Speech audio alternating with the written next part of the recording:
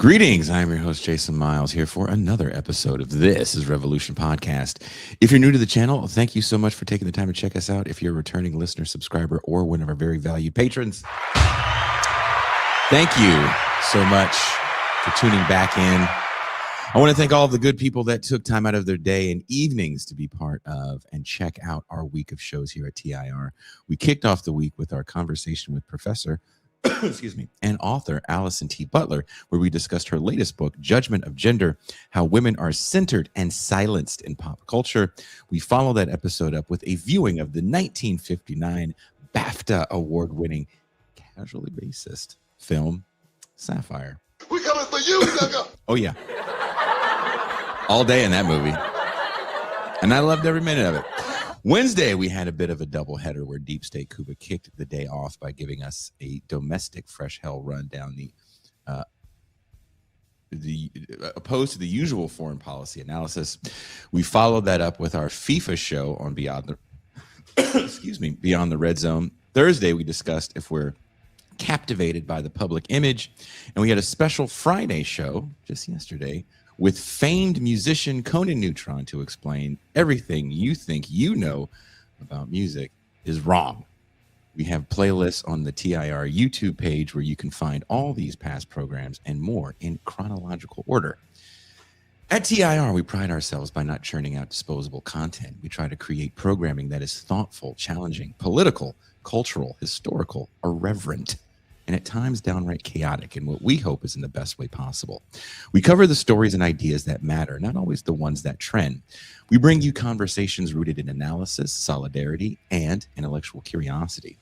And we do this without selling out to the algorithm and without trying to become another outrage factory. But none of this happens without you, the patrons, the supporters, the people who tune in, argue, question, and help keep this show alive. It is your contributions, large and small, that make this show possible. So if you enjoy what we do here on TIR, then consider becoming a patron or a paid YouTube subscriber.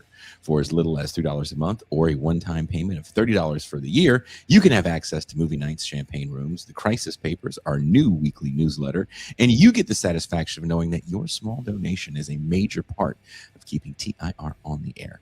Now, with all that out of the way, let's get to why you guys came here for in the first place. To say happy birthday to America. We coming for you, nigga. Maybe.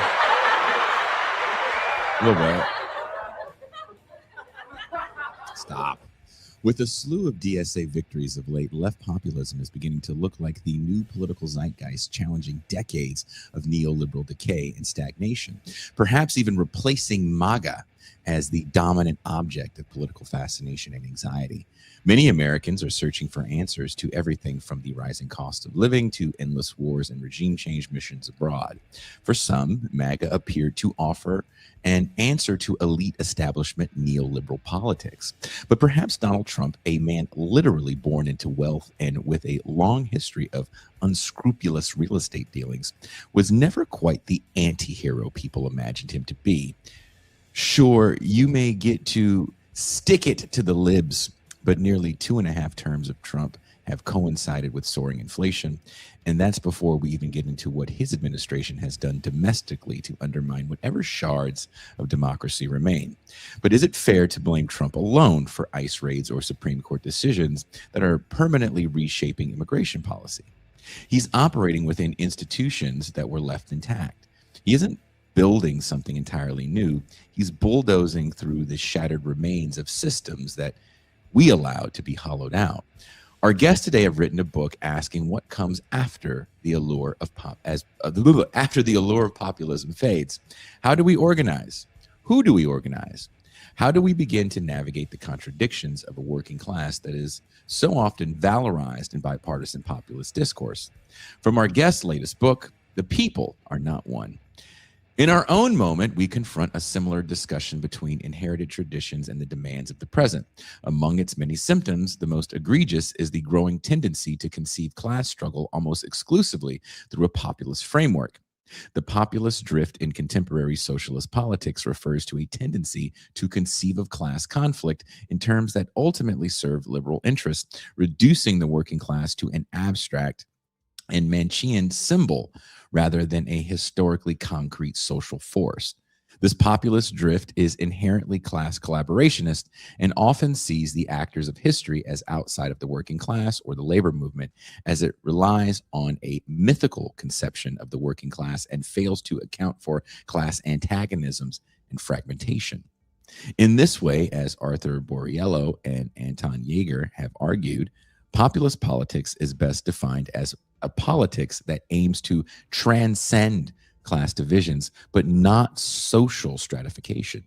The argument develops in two directions. First, a theoretical account of how post-Marxists and more recently democratic socialists came to adopt populist methods of class analysis and the limitations this has imposed on socialist practice.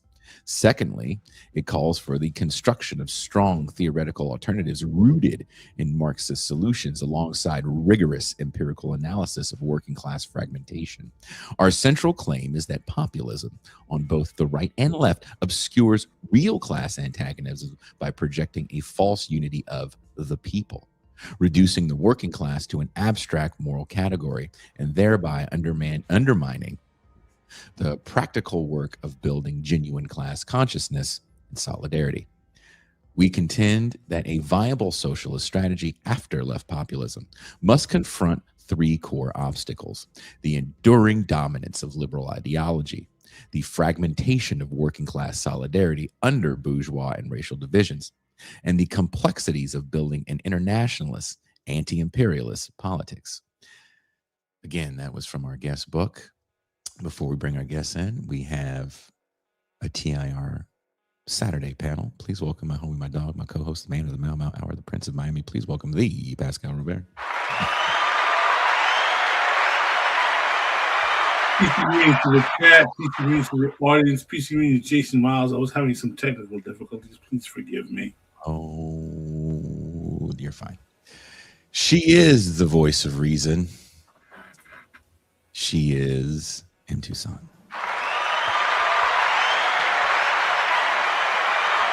Hello. Happy post Canada Day. That's what's up. Happy 4th of July. What is this? I'm repping This Is Revolution today and some pretty Smurfy glasses. Better than yours. I know where you got that picture. Yeah. I cut somebody out of it. You cut Ben Burgess out of it. You should have I made did. Ben Burgess a Muppet as well. I thought about it. That's me and Ben Burgess at his parents' house the night before we left to New York for the New York Live show. Oh, really? You guys turn yourself into Muppets? She has access to the TIR Canva and everyone can be a Muppet. So watch your back, Pascal. I thought about Pascal. Right now, Pascal Robert, put your profiles on private because Oh, private. all the photos can turn you into a Muppet. Well, happy 250 years of very serious foolishness. You know what's funny? Before we bring our guests in, and I think they would agree with this, Pascal and I and Derek all went to Daniel's house in DC, and we spoke at a thing for, I almost said A. Philip Randolph. It's another black man with abbreviation names. C.L.R. James. Yes. Wow. You diaspora Negroes sure do know your other diaspora Negroes, don't you? He's from Diana. Daniel Tutt was a phenomenal host, by the way. Daniel Tutt was a phenomenal host, but we actually had some very serious discussions in Daniel Tutt's house that weekend, and I was able to record like 30 seconds of one of them, but it was a lot of fun. So please welcome our very good friends in real life and on screens, C. Derek Varn, host of Varn Vlog, and the Daniel Tutt.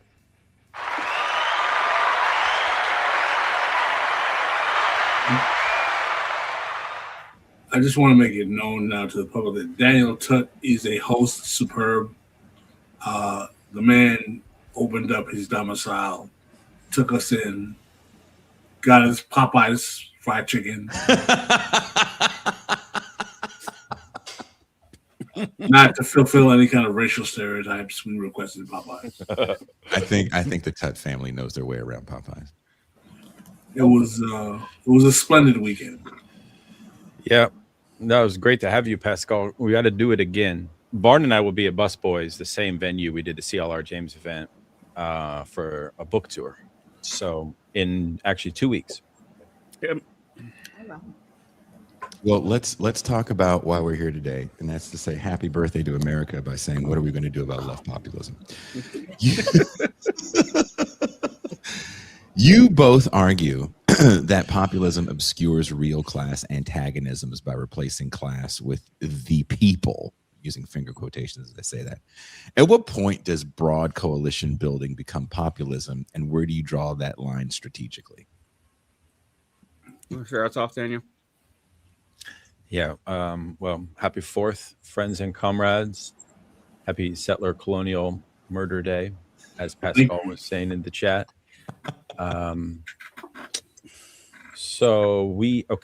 Well, I don't know, Jason. I mean, there's not quite a scientific answer to this question. Part of the problem is the history of populism and the theory behind it. A lot of what we analyze is populism as a type of spontaneous tendency of theory, kind of like a failure of socialist theory. So the book is really coming at it from that standpoint, first and foremost. But of course, in the subtitle, we have the concept of strategy. So strategy is a big part of the text.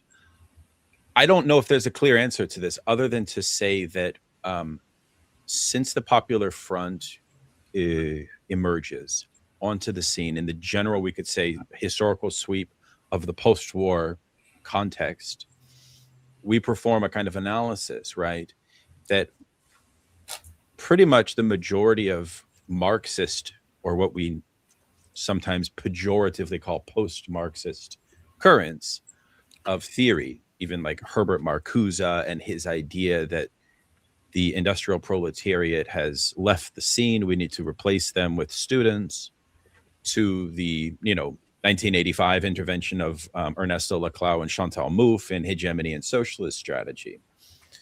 There seems to be somewhat of a consensus, that populism is the only means by which we can reactivate a socialist politics. And for us, this is something like a betrayal, not in any kind of like reductive, class reductive, or sort of orthodox Marxist way, but it's like a practical, strategic blind spot.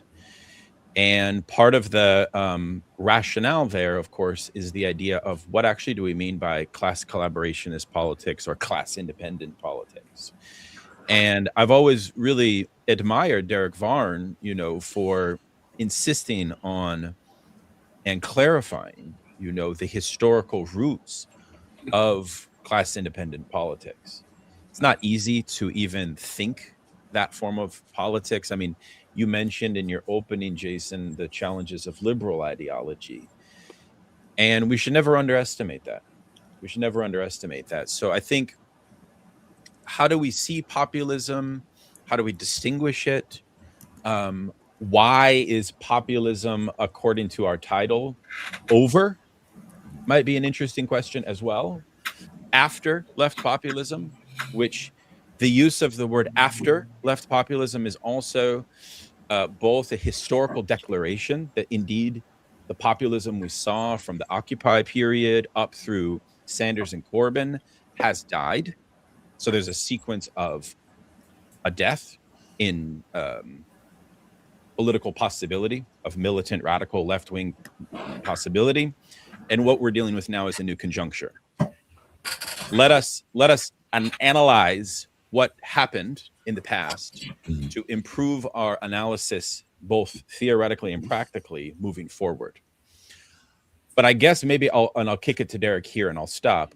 Maybe we could say that this tendency towards class collaborationism and this kind of notion that socialist politics can be copacetic, right, to cooperation with liberal progressive bourgeois parties. We're trying to challenge that idea. And I think that when socialism is kind of lathered onto the left progressive parties, populism almost becomes inevitable. Derek, what would you want to add to that, comrade? Yeah.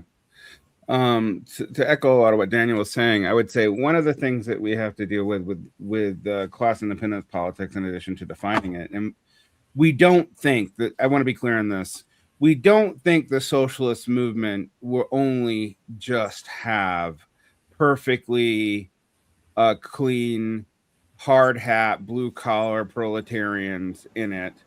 We don't think that's mathematically possible. We don't think that's historically ever been the case, actually. And the reason why we bring that up is that does not mean that we should give up any notion of developing the working class or class independent action. The issue with populism from our standpoint is that it is a precursor notion to socialism that emerges all the way back in the beginnings of bourgeois politics. So back in the French Revolution, it is a form of bourgeois politics. It is the bourgeois politics, particularly when paired with national liberation and the 1950s and 60s, et cetera, which we would not argue was not good. We shouldn't support. That's not the point.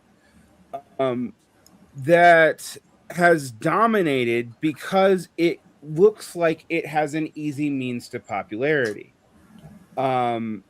We don't do this so much in the book because we only concern ourselves with populism after the middle 20th century.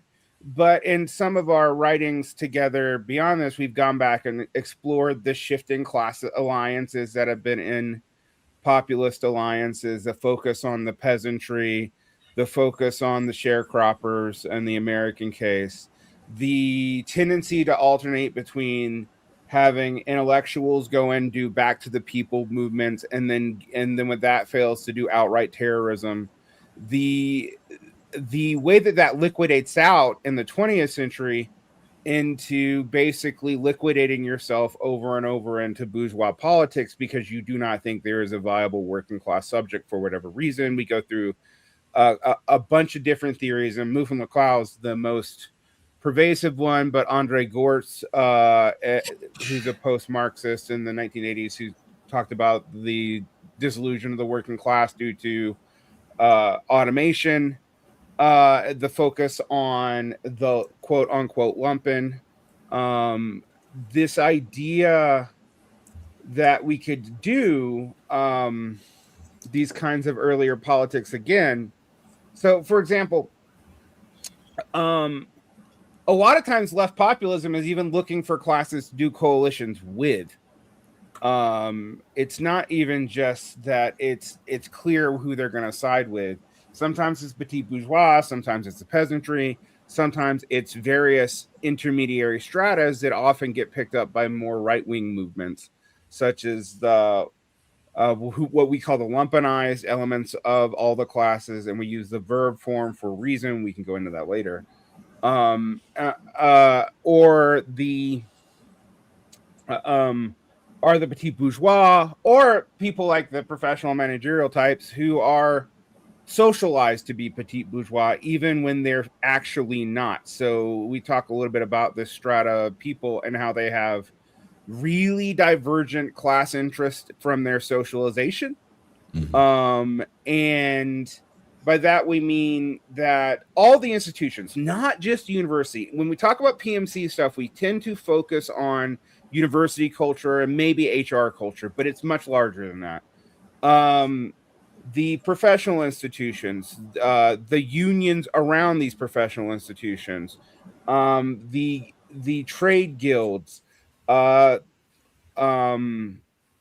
universities themselves all assume a 20th century professionalization that these people are going into fields as basically petite bourgeois individuals, meaning that they sell their means of production directly and do not draw a salary. That's not true for the majority of the PMC anymore, if it ever was, but it definitely isn't true past 1990. Even the Ehrenreichs realize this. They talk about it.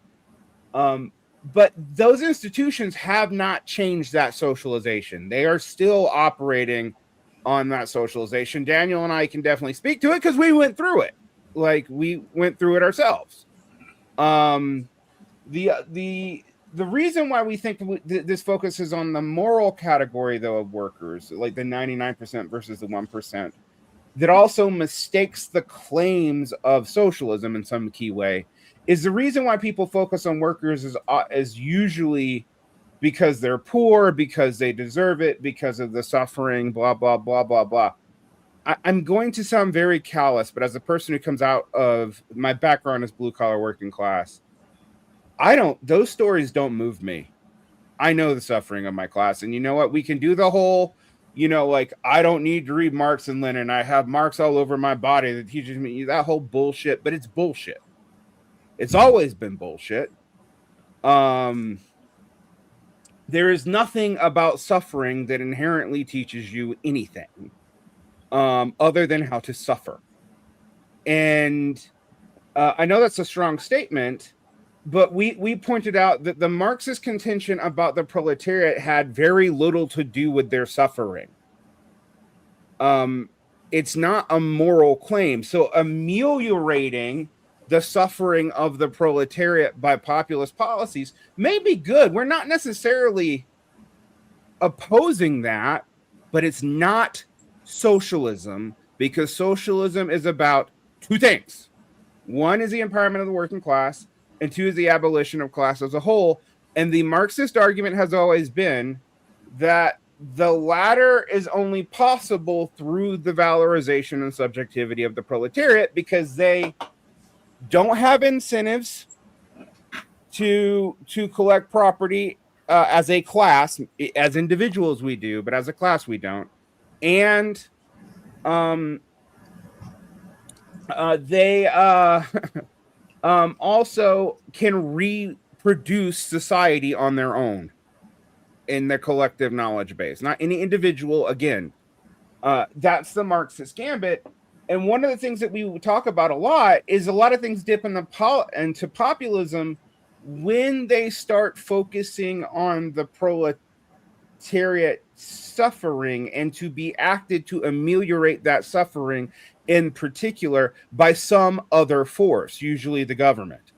But it could be any number of forces, which, again, we're not some kind of weird accelerationist to argue that, like, we necessarily should oppose anything that's got any policy that would help the proletariat, such as socialized medicine or childcare, any of that.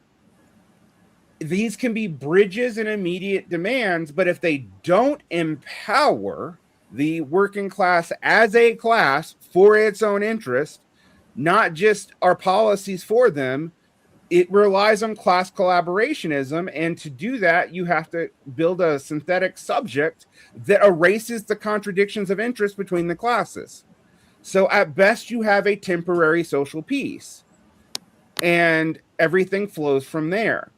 The argument we basically say is that temporary social peace is contradictory and impossible. And because it is impossible, a lot of populist politics degrade into either authoritarian demagoguery, because you have to just force people to get along who have conflicted interest, or cultural bullshit. Because what else can you talk about? Like, because the cultural stuff erases the interests that are more material in society. Not that cultural stuff doesn't matter, it does. But and it ties into materiality to some degree. But if you think about this in terms of like the George Floyd uprisings, and whether you get DEI initiatives at elite universities, and you get all kind, But would you say what you're talking about right now when it comes to like DEI initiatives at elite universities? Would you say that's a co-optation of a certain kind of left populism? by liberal I think elites. I mean, the question is you're going to have to ask yourself is, do you think that co-optation is inevitable, given what the left populists set out to do? But yeah, well, I think we should be careful though, Jay, because we can't say every expression of popular rebellion can be kind of coded as left populist. Mm-hmm. Agreed. This is part of the thing we try to, like, there's this young communist magazine which has been our first critics, because we've had a couple reviews of the book. They're called Geese Magazine. Mm-hmm. They're worth reading. It's very interesting, and they sort of put forward that notion, right, which is, yeah, like spontaneous uprisings can be kind of immediately defined as left populist. And I think that actually betrays the fact that populism has actually a coherent view of political economy. It actually diverts from a Marxist point of analysis, and we should hold populists to the fire definitionally as it pertains to what they stand for. And moreover, if you take a movement like BLM, I'm not sure that the BLM movement would even see itself through a populist lens, So there's a lot of ambiguities there, and I think but to some extent, the left populist tendency can be defined as a sort of floating signifier of what's permissible. You could almost think about left populism as that form of liberal progressive politics that presents this sort of veneer of a radicalism, which is ultimately a radicalism that is contained within the institutional boundaries of liberal progressivism, right? Mm-hmm. Pascal, I feel like you have something you want to add to this conversation. I have a plethora of thoughts here. How much of this discourse revolves around a basic reaction to the reality of the realpolitik on the ground? I understand the more sophisticated intellectual musings of those who are wedded to classical Marxist analysis of the political moment. But the realpolitik is that we haven't had a left in this country since the new left of the 60s. And that, frankly, there's about enough people to fit a football field to have the conversation we're having right now about whether or not, those who are leaning towards social democracy are veering towards left populism, or are they really living up to the Marxist ideas of what true socialism is? I would make the argument that this is kind of, it's an academic argument. It's an academic argument because as much as we're talking about the working class, it's completely divorced from the reality of the working class in America, man. As much as we can say, we can make the argument that, the proletariat, just simply fulfilling the needs of the proletariat with programs like socialized medicine and universal free education and child care is good. We're not opposed to that, but that's not socialism. Man, that goes a long ass way in today's society when we're having literal robber barons own most of the rental properties and societies in this country. Are we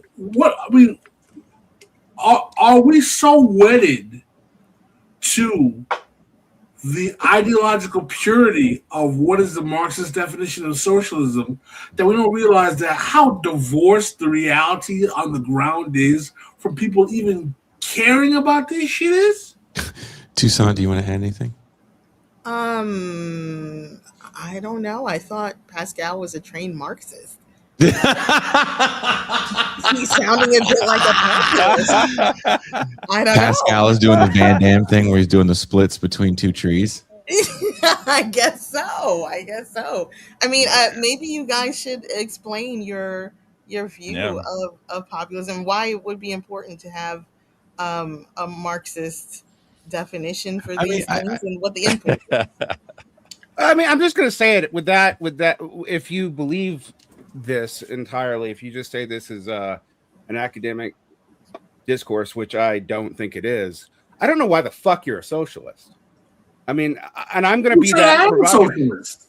Maybe I'm just a populist. Oh, maybe you are. And fine. At that point, though, maybe I'm a revolutionary. we don't get into who's a real revolutionary or who's a real Marxist in the book because frankly I don't give a shit. Yeah. Don't talk about that. Like the issue that we have with left populism, and remember, we aren't arguing that there's one good form of Marxism which everyone's going to go into. The issue that we have with left populism is that as an answer to the practicality of things as they are, I'm just going to tell you, it's been the dominant mode since the middle of the 20th century, and it was the dominant mode of the left for most of its history until Marxism came about. It has not succeeded in lieu of Marxism. Let me be totally frank here. I actually agree in because I can put on the hat of being somewhat of an intellectual. I don't like to call myself an intellectual, so that's for people to judge. I sympathize with your argument. Let's get down to brass tacks. Do I think it's bullshit that we have a socialism that's rooted in Democratic Party entryism? Yes, I think it's bullshit.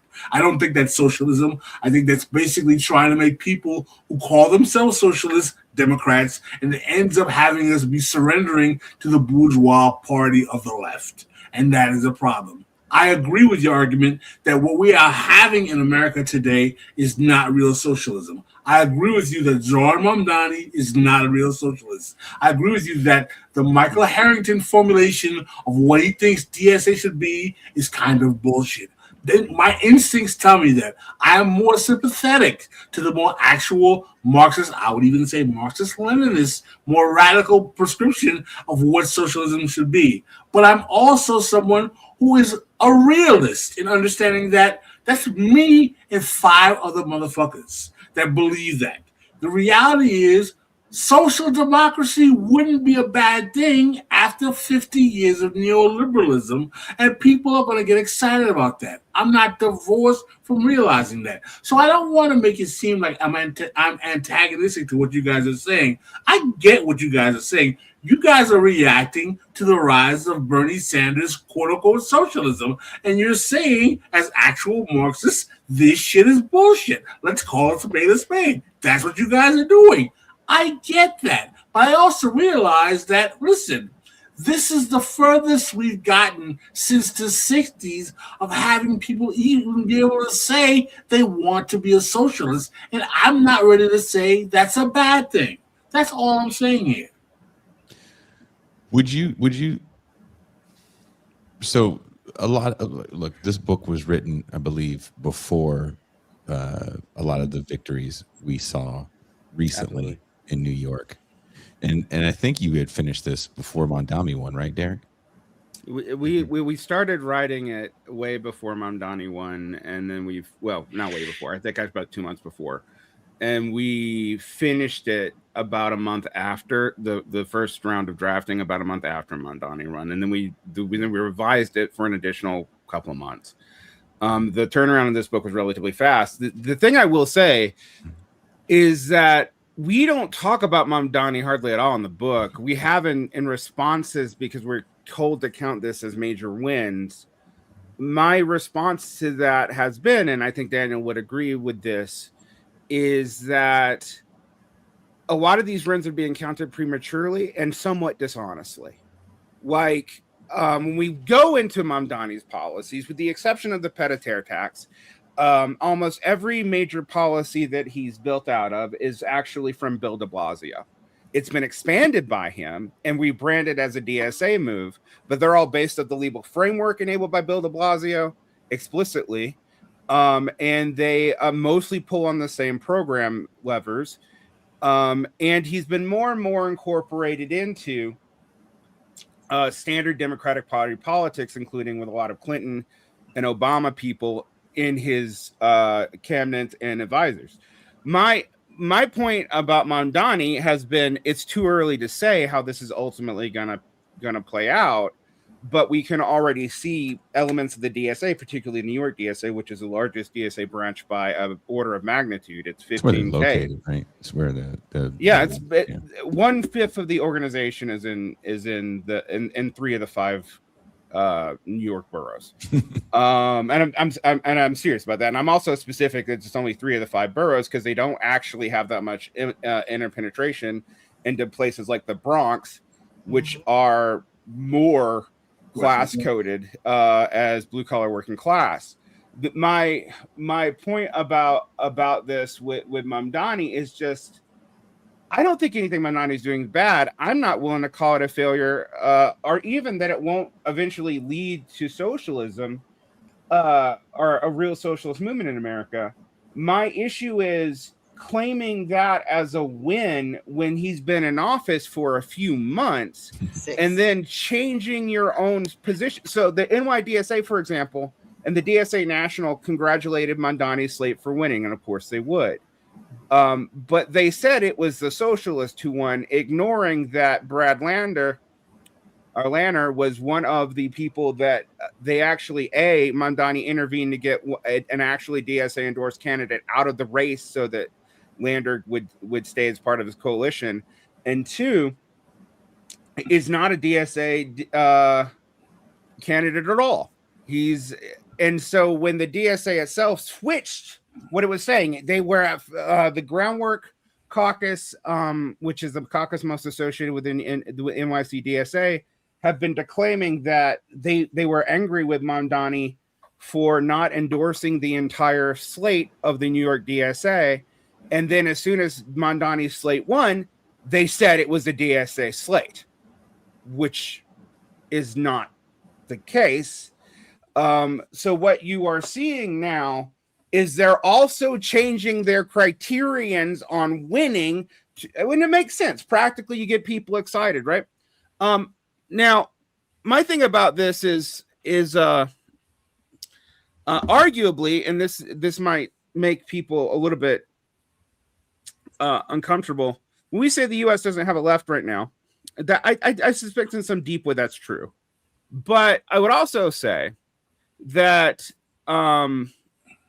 the interpenetration of society of leftist ideas is probably the greatest it's been since the New Left. Actually, probably more than that. And left populism does play a role in that.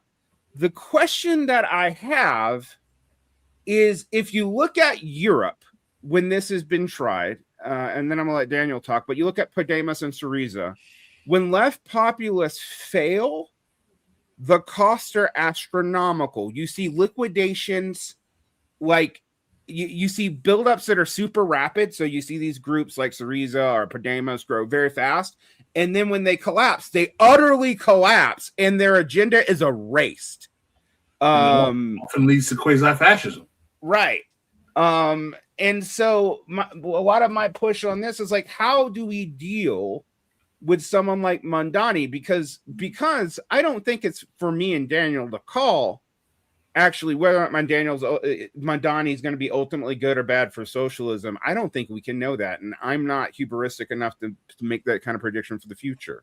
And I've actually argued that a couple of times. What I can say for sure, though, is that if these peons to progressives backfire, the socialists will be blamed. They are already being discursively set up to be blamed, even if the reasons why have nothing to do with any ideas of socialism. And this is where where a lot of stuff hits the road for us. And I'm gonna let Daniel talk. No, I want to add. Sorry to cut you off, Daniel. Yeah. I mean, I do want to add that there is a real conversation to be had here, which is after populism fades, which it does fade, right? It faded in 2018, and we saw a lot of the quote unquote socialist wins in blue cities, if you will. Mm-hmm. Like Derek said, be destroyed, which is why I think this conversation is important to have. Mm-hmm. I literally have an organizer from Los Angeles in my house right now, and we were having a very spirited conversation. Pascal, he's also one of you people, the Haitian. Okay. He's not a white. He's Haitian Jamaican. But one of the conversations I was having was kind of more of a theoretical one, where he was, kind of rooted in, well, I don't really care about that. I care about this. It's like, but what happens after that fades? Because yes, people hate, the police, or they want this thing and they want that thing. But what happens when you can't give it to people right away and it takes time? Mm-hmm. What do you do after the rhetoric that got someone elected fades? Not everybody's going to be super excited about potholes getting fixed. I'd like to ask our guests a very direct question, Daniel and Varn. Do you guys agree with the argument that Democratic Party entryism as a strategy for a socialist movement is problematic? Yes. That was an easy answer. Not even a little bit problematic. Go ahead, Daniel. Pascal, I sense a touch of nihilism in your question, but that's fair and valid, because you're also using a kind of quasi-populist logic of, well, we're not the majority, we're some ascetic, irrelevant. But go ahead. No, and your critique is fair. It's a just critique of what I'm saying. As you know, the strategy that we talk about is related to this concept of the merger thesis, about the integration of the intellectuals with the workers. And we don't ever say that the institutional barriers we face are so immense that precludes us from doing the merger thesis. In other words,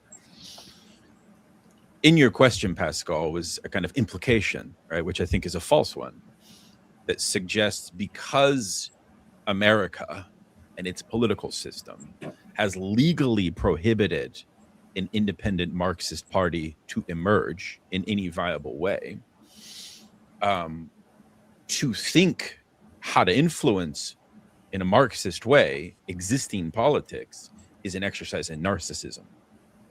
I reject that. Because it's not an either or logic. These ideas are going to be absorbed by people as readers. This is a pamphlet. It's a pamphlet that we wrote.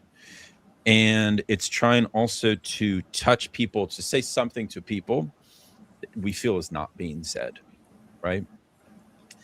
The force of our argument does not necessarily depend upon us having a stadium full of adoring fans and a big audience and so on.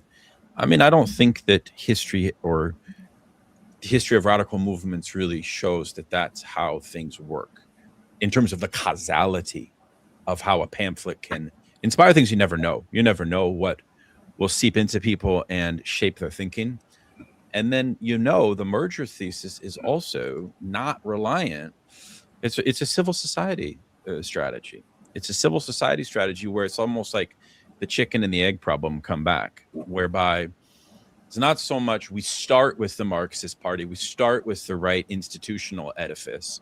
How that's paid for is a question mark. It's rather the opposite. It's that we start with a new thinking amongst the workers and amongst the intellectuals to rethink and rejuvenate that unity.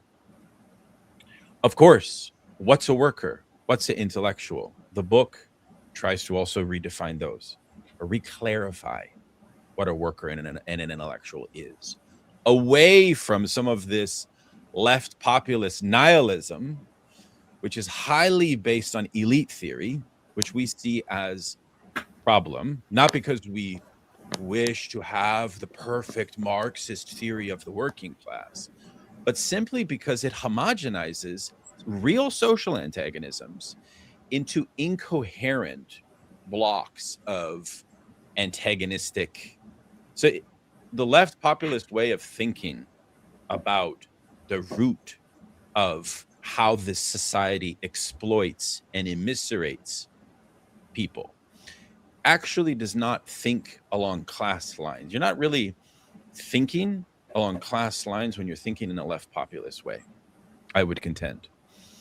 Because class is sort of like a relation to the site where surplus value is extracted, right? And I think Derek made a nice point that we are more interested in exploitation, not so much with suffering.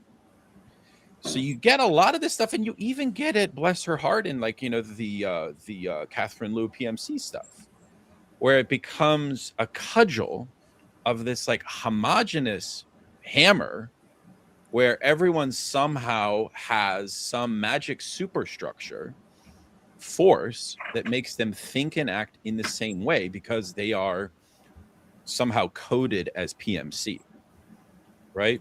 But that's not actually how the Marxist vision of class antagonism thinks or encourages us to think about conflict, about antagonism, and yes, about suffering, but not suffering as understood through some kind of Christian worldview,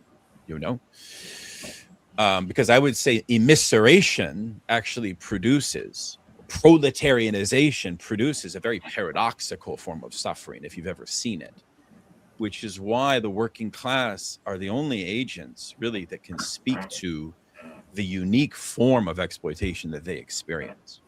And they're not permitted to speak to that exploitation in the dominant civil society institutions that we live in. That's part of the problem. And that's part of the reason why we wrote the book, And so can a Democrat NGO, hyper-finance nonprofit allow for the merger thesis? No, it cannot. But a bunch of people that see that it cannot will produce an institution that will allow it to happen. So it's like that. I would say it's an order of, let's not be nihilist because we lack the institutions and the power. We're almost like, it's an order of causality. I just want to let you know that I comradely accept your critique, and I everything I'm being shared with you is being shared out of comradely and brotherly love and affection. I think that what you guys put together is a very, very good analysis of your thesis. I actually don't think it's nihilistic, and I think it's actually quite optimistic. But maybe, and I will concede to you, Daniel, that I am not. I'm very nihilistic about the capacity of the left. I'm very honest with you. I see what we have to surmount against to try to get the most basic left victories, and it's questionable to me whether it's possible. So I'm willing to acknowledge that and even be corrected. And let me say, moreover, we're not trying to make a claim that we're interested in throwing a wedge that would somehow derail Mamdani, that Mamdani and wherever it goes is somehow always going to be antithetical to our goals and aims and interests. That's not necessarily true. It's not necessarily true. I think at the same time, if we don't have an appendage of the radical left that stays true to a materialist analysis, we will have a whiplash when the party is over, like the wet confetti comes down and they're looking for people to blame. I'd rather be on the side of socialists that maintain principles and honesty and clear analysis, right? And that's not saying that as some kind of beautiful soul and, oh, I wish to be, holier than thou. No, I think we say that with both a kind of intellectual honesty, but also through firsthand experience. Like, can we not learn about how things function in these cycles? We've learned a lot about left populism in our recent times, from the Occupy movement till now, and we analyze it. We analyze all of that, I think, pretty well. Toussaint? A few things. I'll say, firstly, I think butter yellow might be your color, Daniel. I do enjoy it. This is it's really refreshing. Also, Derek, I enjoy the green.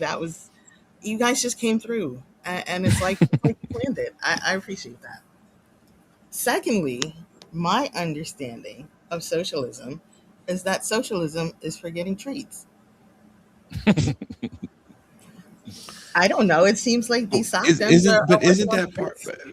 But seriously, Toussaint, like all jokes aside, isn't that kind of part of what this book is supposed to be addressing? That this idea that socialism is for treats. And in 2018, we saw people run and win on socialism is for treats. So, for example, and I think this is an example that people have forgotten because a lot of us in the left world have blacked a lot of this out. In San Francisco, the Bay Area where I am from, a man named Chase Boudin ran to become the district attorney. And there was a bit of a spate of these kinds of people that were running as progressive district attorneys. Kamala Harris kind of popularized the position of saying that she was the top cop, and that's kind of what you are as a district attorney. But Chesa, whose parents were weathermen, was a public defender, and he wanted to change the way that we viewed law enforcement. He won on a very progressive ticket, no cash bail. I'm going to hold law enforcement accountable. First thing he does when he gets into office is he gets rid of people that were problematic within the district attorney's office. He doesn't even serve a full term as district attorney. He's out. There was big money involved with getting him out. But ultimately, and again, I don't know if you guys remember this at all, he was blamed for the homelessness crisis in San Francisco as being not tough enough on crime. Now, keep in mind, he won, and other DSA socialists won in the city council of San Francisco on running on no cash bail, Medicare for all, police accountability. And within his first term, I forget what you call those elections, he's voted out. So what do we do? How do we address these issues when, on one hand, the people said we want a person in office that is literally going to hold police accountable, but the same people say, but he's But letting criminals go. maybe that's not the best position for a socialist to run for. It doesn't put him in enough of a position to give people treats. So I want to talk about that maybe a little bit. Sure. Go ahead. Please. No. So a lot of this focus on getting people in the executive, and you'll even see people in your chat saying that that's where the power really is, because it involves the administration of a lot of resources. Historically speaking, executive gains are incredibly ephemeral in that once you change the executive, they go away. Mm-hmm. Without a massive legislative backing of that executive, what you end up is an increasingly centralized power in the executive, which is not particularly democratically responsive, except once every 4 years. And in regards to that, you tend to have these moves where these executives find out the limits of their power the hard way, and their movement starts to fall apart. You can see it with Trump today, even, but it's not even the first time. And Trump has exceptional power for an American president. The reason why I point that out is there is a focus on immediate returns that seems to be practical, but I'm going to say seems, because it is so easily undone. And I think if we look at that historically, this is the shift that people have. And one of the reasons why they have it, though, and to be fair to the logic of the American population, is that executives are easier to monitor.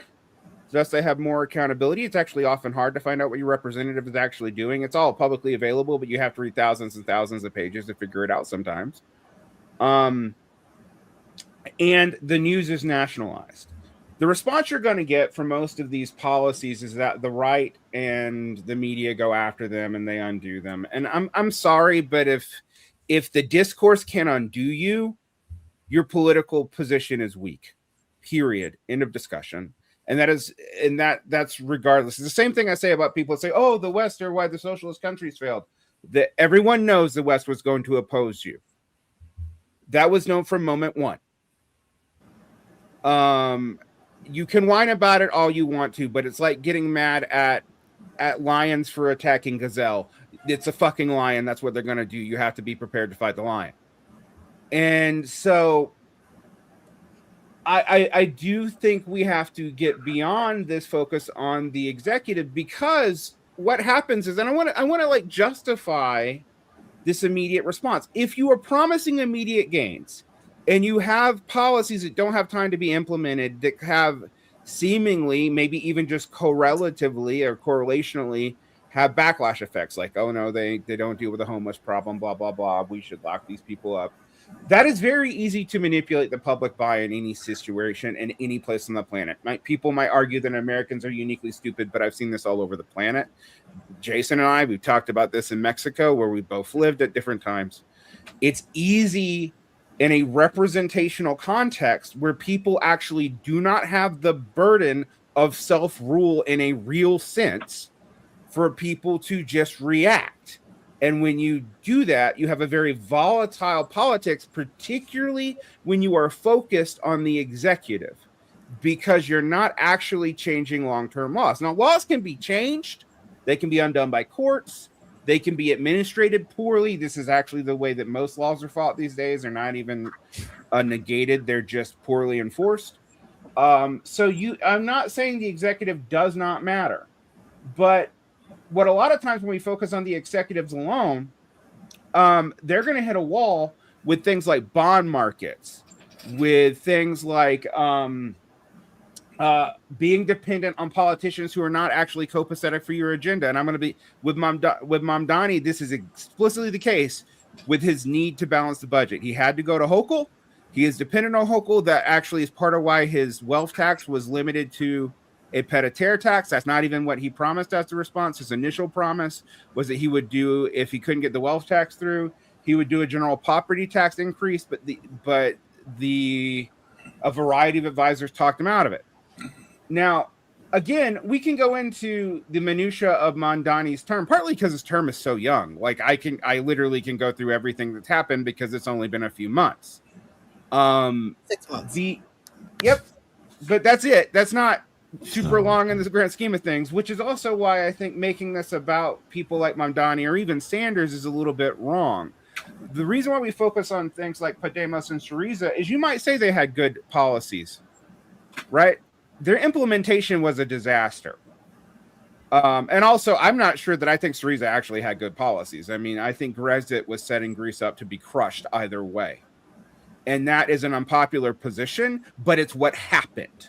It has the unlikely and unfortunate backstop of being what history actually played out. What I predicted would happen to Greece is what happened to Greece. So I bring this up because people think that we're not, we're often talked about as we're only being academics or we're only using buzzwords. And I do blame this on the general crisis of literacy and the assumption, usually by populists, that working class people are fucking babies who don't understand what words mean and you can't explain it to them because they're fucking stupid. And I'm tired of that. I come from that background. I get tired of listening to people tell me that working class people can't understand me when I can talk to people back home pretty easily. I do have to change some terms. I don't speak like a professor, but they understand me. The other thing that I think that we often do not deal with, but it makes left progressives and left populists really, really angry, and they try to not entirely incorporate it, is they blame the working class for the unpopularity of their responses. But part of the reason why the working class has shown time and time again that they don't trust progressives and populists all that much is that they don't deliver things, or the things have unforeseen consequences that are not handled. And so you have like Brandon Johnson in Chicago. Yeah, you have I can't remember his name right now, actually, but I guess I could look it up. But the slow destruction of the socialist mayor of Jackson, Mississippi, who was undone Lumumba. by the Lumumba. Thank you. Lumumba. Thank you. Lumumba, yeah. Lumumba, thank you. who was undone. This was not his fault, but there was no way for him to get past it. And eventually the voters in Jackson blamed him for it, which was that the state legislature systemically stripped him of any power or any funding to do any of his programs in the first place. Much worse than that, because they made it top 3 murder city in the U.S. and the consequences for that actually is that he will actually continue to be reelected because the people still identify with him, they still trust him, but he's absolutely kneecapped at the state level. Mm-hmm. And I went down there and spent some time. I actually got to meet his sister, who's this incredible figure. It's very tragic what's going on there in Jackson. It's mind-blowing, actually. And I'm sorry to say that it's a very old-fashioned racist situation there. I don't know if you guys have done much on it. Absolutely. But it really is. Yeah, it's very, very much still at the state level. It's disgusting, and it's very odd that the Democratic Party machine says nothing about Jackson. Let's avoid that. Let's not talk about that. Because the type of black politics you had in Jackson was too left for the Democratic Party machine. Mm-hmm. Mm-hmm. They were not the black professional class. They were left of the black professional class. Mm-hmm. They got no support from the black professional class. They were seen as the black left is always seen as the enemies of the black professional class. And do you think Jackson also kind of just looks like a big pile of blight for them as well? Something that their opposition can use as saying, well, this is what happens when you have. I think there's also structural impossibilities for the liberals to do anything about it because they basically got them in a stranglehold down there. Mm-hmm. The Republican state legislature does. And they will punish them, and a lot of the punishment there is carceral. Mm-hmm. And so they take away the police, but then they increase the prison sentences. It's brutal. It's one of the industries down absolutely there is abusive, the prison system. Brutal. Some of the worst prison conditions in the country. It's a mess, Yeah. Because also after the pandemic, their whole tax base left the city. Bingo. That was the main. That's the real material crux of it. So Lumumba's middle class base is absent. So that kneecapped him even further. Yeah, I mean, when we look at this, because I don't want people to think that we think every progressive or left mayor is at fault for how things played out, nor do we necessarily think they had bad policies. The issue is there was no way for them to structurally overcome those limitations, and it's obvious that it would be that way. And there was no plan other than winning the executive office to deal with it. I mean, to be completely honest, what are you going to do in Mississippi if you win a mayorship? And then you still have to deal with the highly segregated and racially charged area of the region, which is also why I want to be very clear on this. We also talk about a lot of people do not think of as populist, but we do, because they try to render the working class in a static situation, mostly white hard hat dudes from the 1950s, which is not really the case of who the working class would be today. I mean, that sector of society, which is also not mostly white, to be quite honest with you, is only 8 to 9% of the entire workforce. Once you bracket out management, and even with management, it's only like 11. Even though it's a super productive part of the U.S. economy, and people think, oh, we don't make anything here anymore. Yes, we do. We just don't hire people to make things. It's made mostly by robots. When we talk about one of the things we talk about when we talk about lumpenization and the weird, situation of the quote unquote PMC, is that we are looking at working class fragmentation into the service sector, the development therein, what happened with profitability, although we don't go into extreme detail on this because it's only an 80-page book, but trust me, it's what I think the most about, which squeezed a lot of these programs out. And while if you're an MMTer, you can hope that MMT policies would get you out of the situation at a national level, which I am somewhat skeptical of, but MMTers do basically promote this. I would say Daniel and I would both say at most of these municipal and state levels, you're kind of in a bind about what's going on both above and below you in the political networks. So if you're a progressive DA and you're in California and you think you have Newsom backing you and the winds seem to change in 2 years because the homeless problem stays static and California is blowing all kinds of money not tackling it with weird neoliberal solutions, because the actual solutions, as Jason and I have talked about on different channels, are hard. They're very hard because you're dealing with a lumpenized subject. And this brings us to lumpenization. There's a weird mixture of just enough welfare state to keep people basically alive, but not enough welfare state for them to get back into quote unquote productive modes of society, unquote. And that in the US case in particular, since we've made prison a business, a lot of the handling of the surplus population, quote unquote, I'm not using that in a moral sense, I'm just mean by people who are pushed out of work, which right now, by the way, is 1/3 of all men between ages of 16 and 65. What happens to them, in the most part, is carceral. We put them in prison. And we're changing how we do that. It used to be the drug war, but enough people have gotten into drugs at higher class levels that that's no longer popular. So we're just going to probably make being homeless illegal, straight up. Yep. So the management of this population, which is also, of course, highly racialized,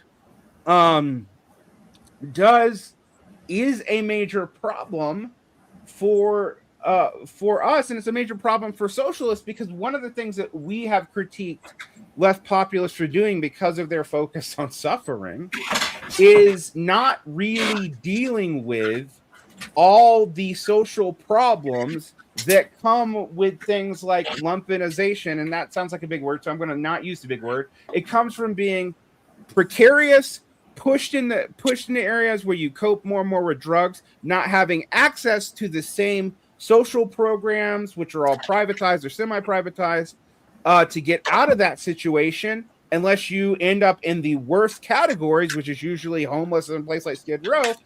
And then we respond from those worst categories forward, which of course leads to a backlash. We actually think this leads to a politics of resentment amongst part of the working class. One of the things that people should take heed, that Daniel and I are both aware, is that the working class in the core, and we focus on that because that's where we're at. I'm not going into the sociology of the working class all over the planet here. Has more pathologies and problems due to what's happened to the workforce in the 20th century than most leftists want to admit, and they're not things you can fix just by throwing money at it, or increasing college education, or just getting socialized healthcare. Although I want to be very clear, the fight for socialized healthcare is probably the first thing I would push for as an immediate demand, right? Like if I was leading a party, I think that helps the most people. It proves you're viable. It doesn't matter if it's a vaguely capitalistic policy or not. That's not why, you'd support it. So I don't want to sound like I'm coming down too hard on it, but you do have to deal with these problems. And a lot of the way we don't deal with these problems, the fragmentation of the proletariat, lumpenization, various social pathologies being introduced and maintained, is to just pretend that these can be mitigated by simple policy changes, which some of them can, but some of them cannot, or it would take generations to do. And there's no honesty about that, which again leads to a backlash. One of the things that we posit is that one of the reasons why backlash against socialists can be so profound is that even when these policies are decent, they're incomplete, and when they don't come back perfect, there often is just a defense of the policy, not trying to deal with the larger social problems that undergird it, and then there's a backlash to that. And I think that seems to be something that we can say would, like, pretty clearly off of the evidence at hand. And I'll turn it over to other people to talk. Toussaint, do you want to add something to that? I do. So I had said before that socialism was for getting trees, but also it is for banging your head up against a rock.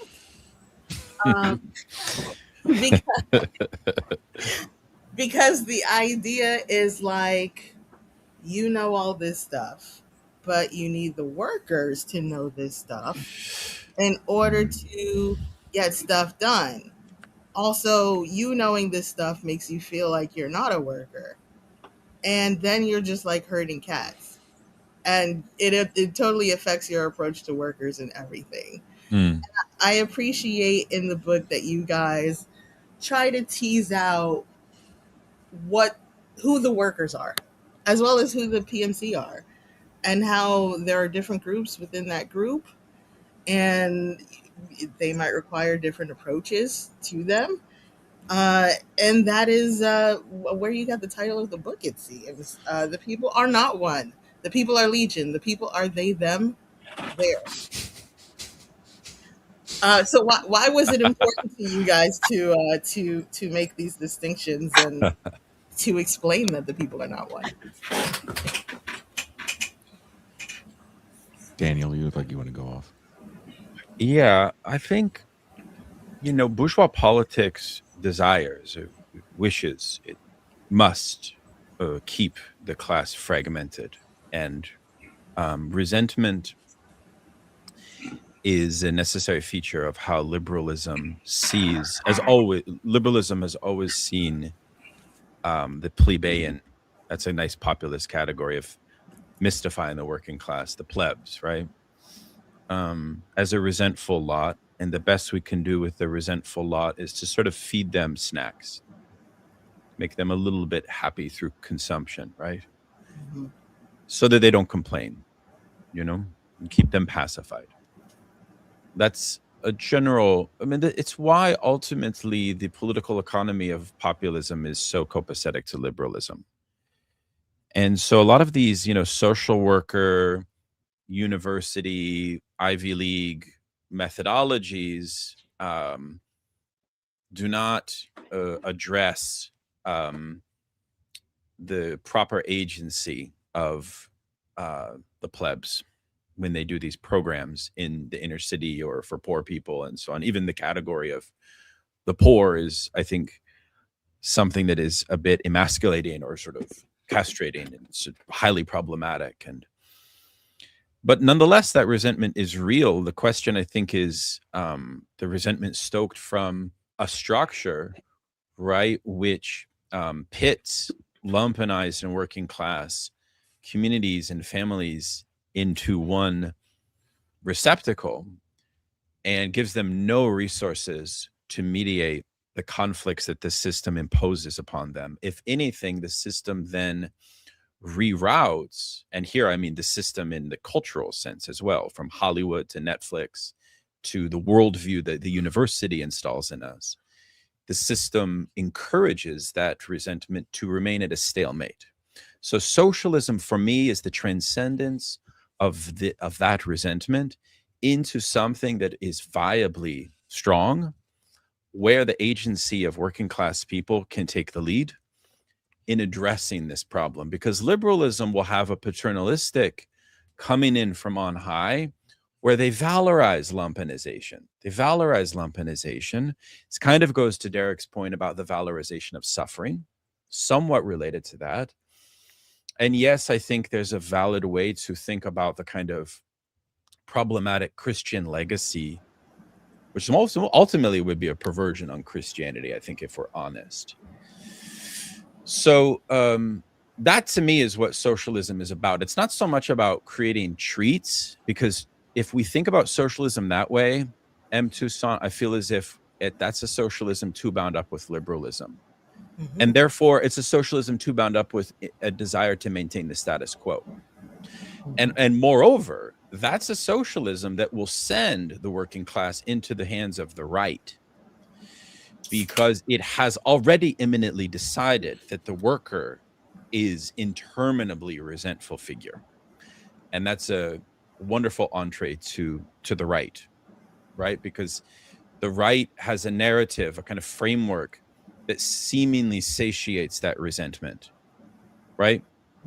And so to me, I think, even though in my last book before this one with Derek, I focused huge part on the problem of political resentment, this is a part of it. Lumpenization is definitely a part of it. And I think that, I'm always careful to invoke my firsthand experience. I think this is an abused category to always talk about that.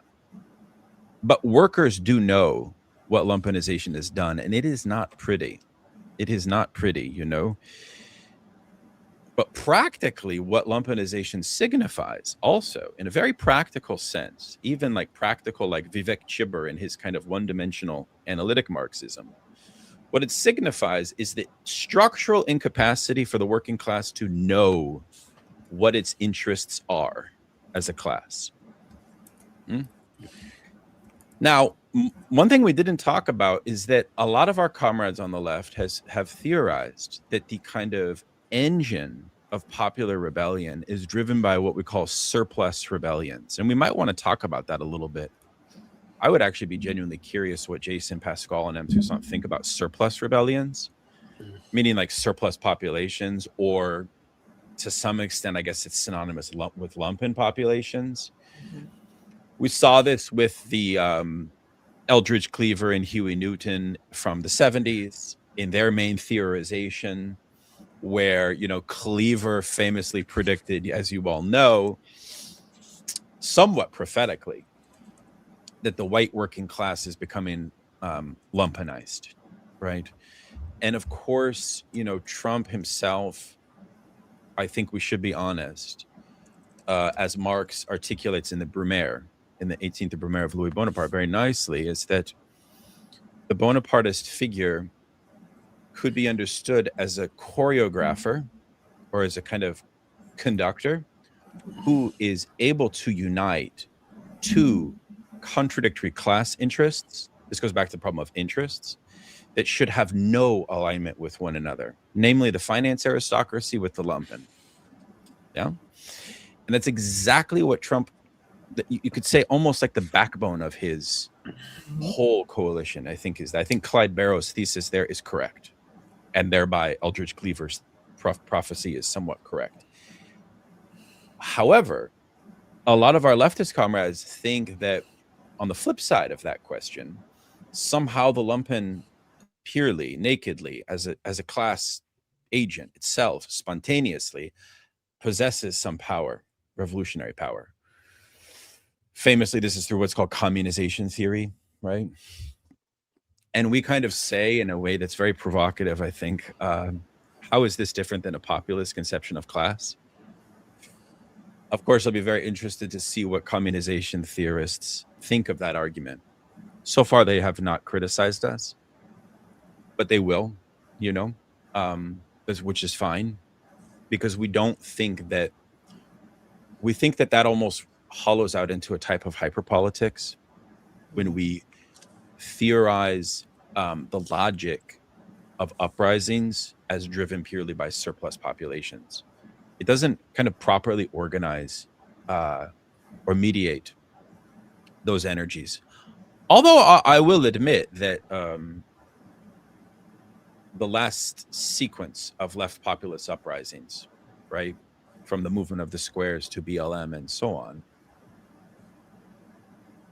were driven by surplus populations to some extent, right? But surplus populations are highly vulnerable for the most egregious abuse by bourgeois institutions. Bourgeois institutions, right? So I guess you could sort of say is that sort of the provocation of our book would be, how do we imagine a working class centered growth of institutions that would be more competent in mediating reality of lumpenization, not. And that's an exercise in thought that kind of goes back to Pascal's frustration, of the cart before the horse. Where's the institutions that allow you to make these statements, right? I suppose in a way, all socialism is fated to a bit of an idealist conundrum, which is we need to reform our ideas before we initiate these institutional changes, right? Pascal, does it feel to you, to what Daniel said about the institutions, and there really is, no left within these institutions, so we're all kind of subject to the police, the state, if you will. Does that make this harder for you, this conversation?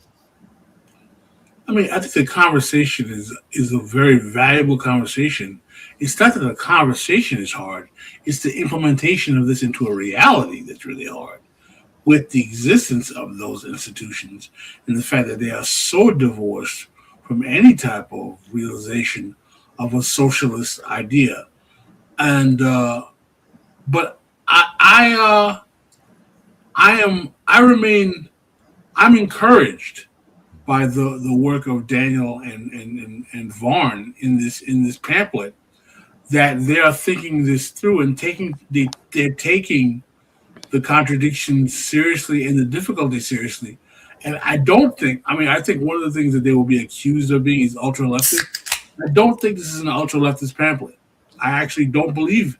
I think it's too well thought out to be frankly. And I think that the critiques that they have of left populism are very much true to Marxist ideology. I think that they're being very good Marxists in the way they are calling out the problems of the current fundamental working of left populism. And I'm going to be very honest, I just don't know how we get to a place where we have anything different than what we have now. And I'm not ready to say that what we have now is all that bad, because we haven't gotten to the fullest extent yet. We don't know what Mamdaniism is going to get us. We don't know what Chevalierism is going to get us. We don't know. We know what AOCism got us, and we're not too happy about that. But we don't know where this is going to go.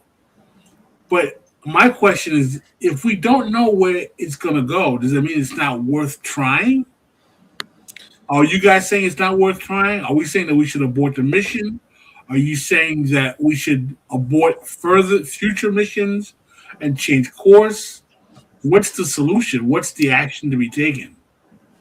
I want to speak a little bit to this because I think I'm the person actually, like, one of the reasons that people are surprised is both before and after this pamphlet is that I'm in the DSA after years and years of critiquing it, and being in the DSA, I haven't really changed any of my critiques at all. Actually, they're pretty much the same as they were when I was outside of it. The reason why I do think Pascal's question is so important, and it's one we think a lot about, is that Mamdani, even Sanders to some degree, I feel safer with you, Pascal, on writing off AOC, but Sanders' legacy is a mixed bag. There's all these Our Revolution PACs. There's an entire NGO apparatus that's emerged around it that's under discussed by the left because they don't want to admit that they have some of the same shit that the center does. And in fact, right now, their stuff is more lucrative than the center stuff. The DNC itself is out as like $3 million in debt, and Our Revolution PAC has money. The issue that you have, though, and I want to say this because this is our point. The merger thesis and the current situation of the working class in the United States implies that populism is going to emerge over and over again. We think it runs out of steam faster and faster. Like, I can count these cycles. And we don't talk about this. I don't think, Daniel, do we talk about this? I don't think we talk about this in the book. But that I can count these cycles of like excitement and failure and almost now 2-year shifts. And in the middle 20th century, I was talking about decades, right? So like between 2011 and 2026, we've gone through at least 4 complete cycles of different forms of left populism come up, gain media notoriety, and go away. And in the United States, I'm not even going to Europe here, or Canada, or Latin America. I'm not talking about the peak wave. I can just look at it, and most of them have been relatively unsuccessful. And ironically, one of the things I realized, and this is not in the book, but it is in our response to Geese Magazine, and looking at Bernie Sanders, is the more power Bernie Sanders had in the Democratic coalition, the less legislation he could actually get through. And that baffled me when I really started looking at it. I'll give you what I mean by this. Bernie's most productive period of legislation is between 2010 and 2014. Yep. He has a couple of policy victories in the Biden era as pushing for elements or amendments to the Build Back Better Act, which was the biggest, but that failed. The Inflation Reduction Act, where he got a couple of $1 billion for some very specific community outreach things and some stuff weirdly for Medicare bargaining. And then in the COVID Act, he got some additional. He got about $8 billion for health centers, and it is said by some people, but it's not in the legislative record, that he pushed for the bigger bailout. The issue that I have with that is the Biden bailout was actually less than promised, so I don't know how you could count that as massive a win as people say. My point about this, though, is if you look at the success of Bernie Sanders as a cultural figure on the left and what he can actually achieve in Congress, it is negatively correlated. And that is not discussed at all when we talk about practicality. I don't think this is just limited. Honestly, I wish I could say it was just limited to the interest, like left. I'm not even sure I would consider Bernie an inherent left populist, but his rhetoric is left populist at 99 point versus the 1%. It's about the most left populist rhetoric you could possibly come up with. But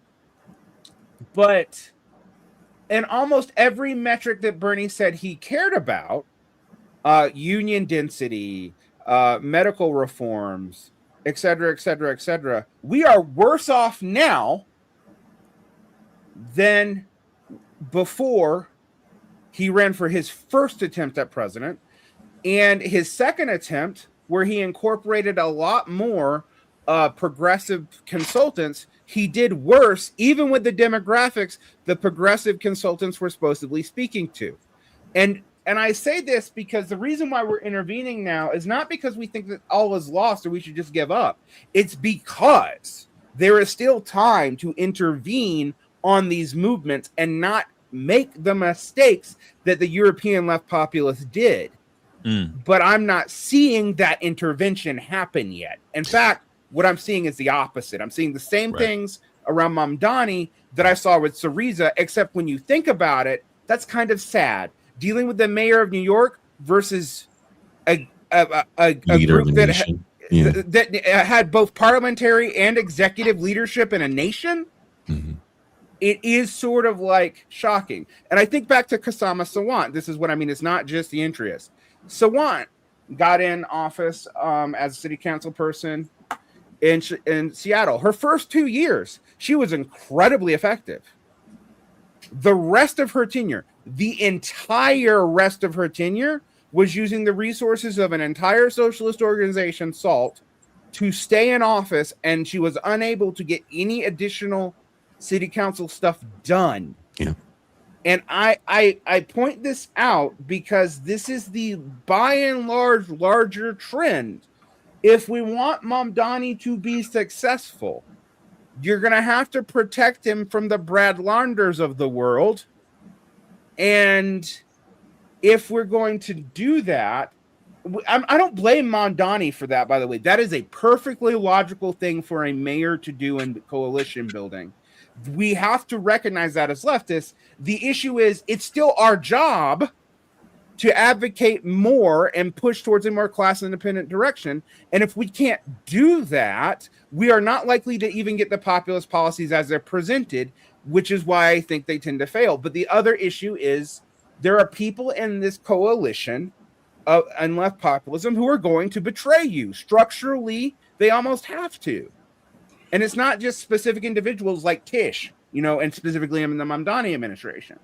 Have you guys looked into having I don't want to say debate because we're not into debatable stuff. I would love to see a conversation between you, Daniel, Bhaskar, and Ben Burgess on these subjects. We're talking about it. They just come out with a book too. They're going to go on a bit of a book tour, so they're probably going to do something live. Yeah, but I did want to. We definitely are talking to Ben about setting it up. In fact, yeah, I did want to. Hey, I can be the host.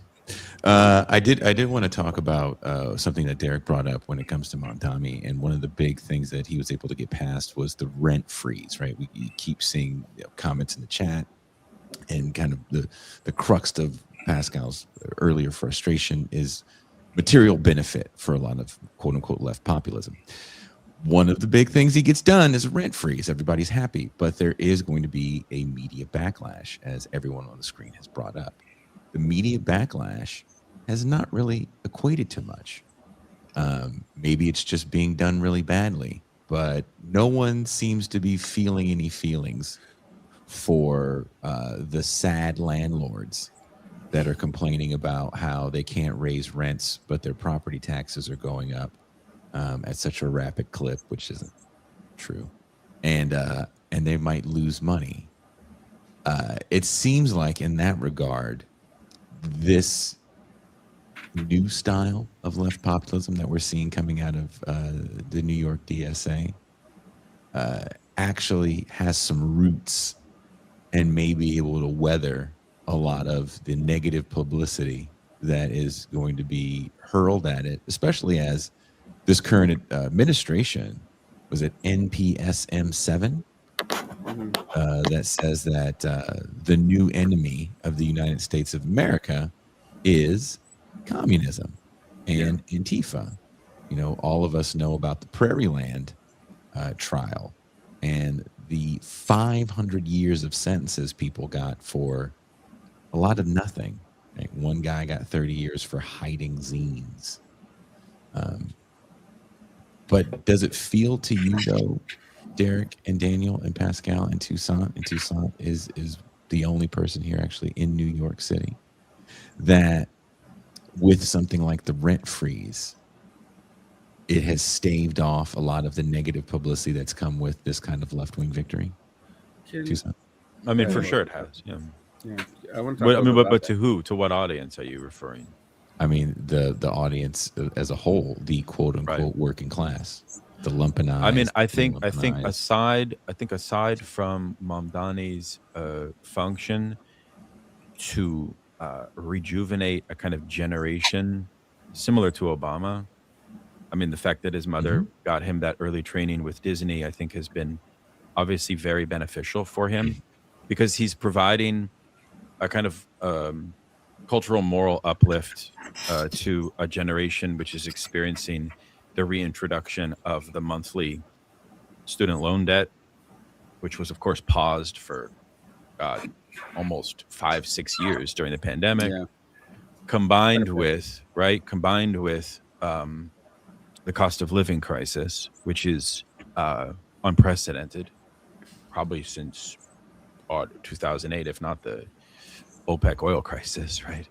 So that's a real crisis situation. Now, from the standpoint of the Democrat Party and the capitalist class, of course, they're extremely cunning, and things move very rapidly in bourgeois politics. So, if Newsom is elected president, it's likely that Mamdani will be intentionally kneecapped more aggressively by the centrists than he is by Trump.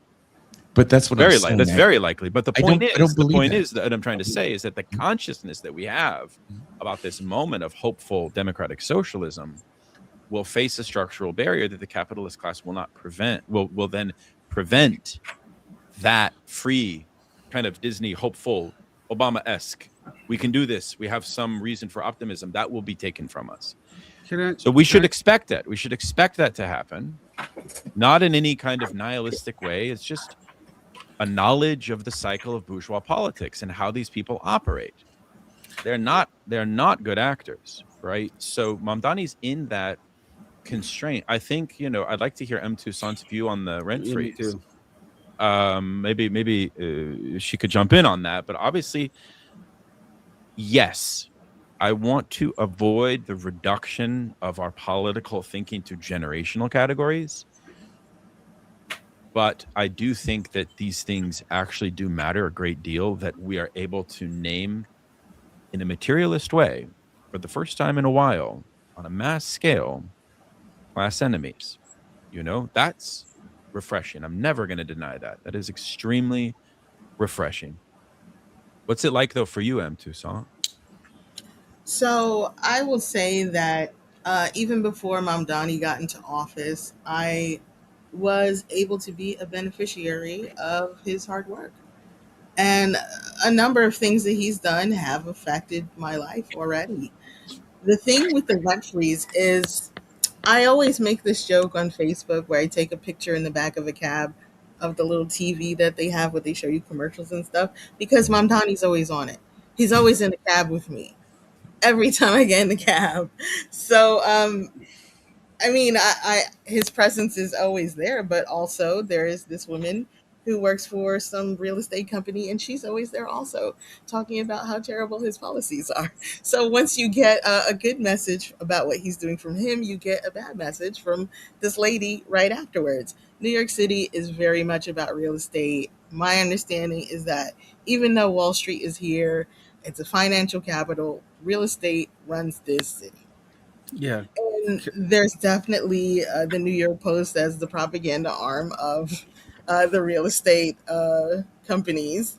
And so there's definitely a steady flow of negative information about Mamdani and the rent freeze. But I would say that Mamdani giving us free buses, one free bus in every borough, is different from the rent freeze because that's a little bit more, I guess, technocratic. Apparently, half the people who rent in New York City have rent stabilized apartment leases, and that's Right. really news. Well, let me just finish. That's really news to me. I think you don't see the absolute joy over that because you still need to qualify, and I actually don't. I do live in a rent stabilized apartment, but I don't qualify for the first year. I will most likely qualify for the second year because it's for 2 years. So, I mean, in terms of treats and making differences in people's lives that make them want to vote for you, that's maybe not as good a one as it seems. Yeah, I wanted to talk about that because I recently, and the Geese response went into the fine print of that law. One thing I get very frustrated with a lot of leftist discourse right now, particularly if you're on the Instagram and TikTok, is a lot of things are either oversimplified to the point of being misinformation, or they are outright misinformation. So when it comes to the rent freeze only affects, as MT indicated, rent stabilized apartments. That means it excludes market rate apartments and traditional rent control units.